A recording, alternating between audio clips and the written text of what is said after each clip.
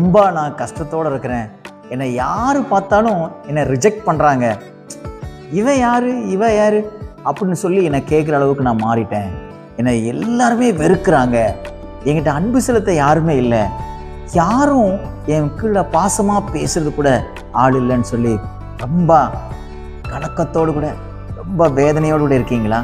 கர்த்தர் எப்படிப்பட்டவர் தெரியுமா?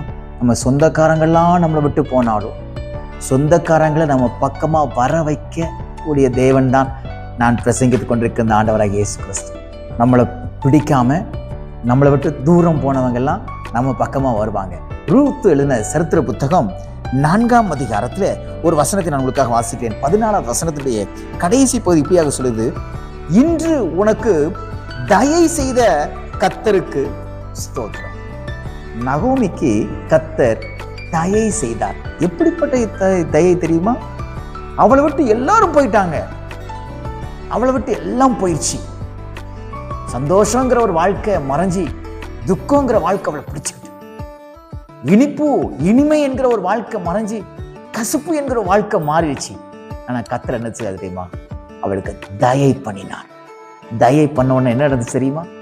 யாரெல்லாம் அவளை விட்டு தூரம் போனாங்களோ அந்த சொந்த பந்தங்கள் எல்லாம் அவளை தேடி வர ஆரம்பிச்சது.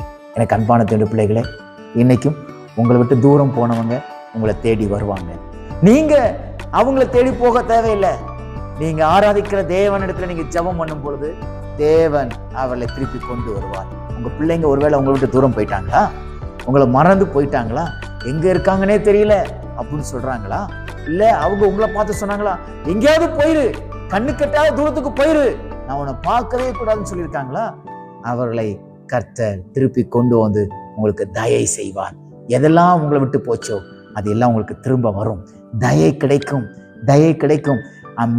இவருடைய பேர் எல்லாம் இந்த பூமியை விட்டு அற்று போயிட்டு ஜனங்கள் நினைச்சாங்க நகோமியோட பேரை. ஆனா கர்த்தர் நகோமியோட பேரை கர்த்தர் நிலைநாட்டினார். அதே போல உங்களுக்கும் கர்த்தர் உங்க பேரை நிலைநாட்டுவார். உங்களை விட்டு போனதை குறித்து கவலைப்படாதீங்க. இன்னைக்கு நீங்க யோசிக்க வேண்டியது, உங்களிடத்திலிருந்து போனதெல்லாம் திரும்பி வரும். தேவனுடைய கண்கள் எனக்கு தயை கிடைத்திருக்கிறது, கர்த்தர் எனக்கு நன்மை செய்வார், என்னுடைய துக்கங்கள் எல்லாம் சந்தோஷமாய் மாறும், என் கவலை எல்லாம் கண்ணீரெல்லாம் மாறும், தேவன் எனக்கு நிச்சயமாய் தயை செய்வார் என்ற பார்வையோடு அந்த விசுவாசத்தோடு இன்னைக்கு நீங்கள் கடந்து செல்லுங்கள். நான் சொல்லுகிறேன், கர்த்தர் இந்த நாளிலே உங்களுக்கு தயை பண்ணுவார். உங்க பேரை கர்த்தர் நிலைநாட்டுவார். எந்த இடத்துல உங்க பெயர்கள் இல்லாமல் போனதோ அதே இடத்துல கர்த்தர் உங்கள் பெயரை நிலைநாட்டி உங்களை ஆசீர்வதித்து எல்லாருக்கும் முன்பாக கர்த்தர் உங்களை கனப்படுத்துவாராக. அவருடைய கண்களில் உங்களுக்கு தயை கிடைப்பதாக. இதனால் உங்களுக்கு ஆசீர்வாதமாக இருக்கட்டும். God bless you.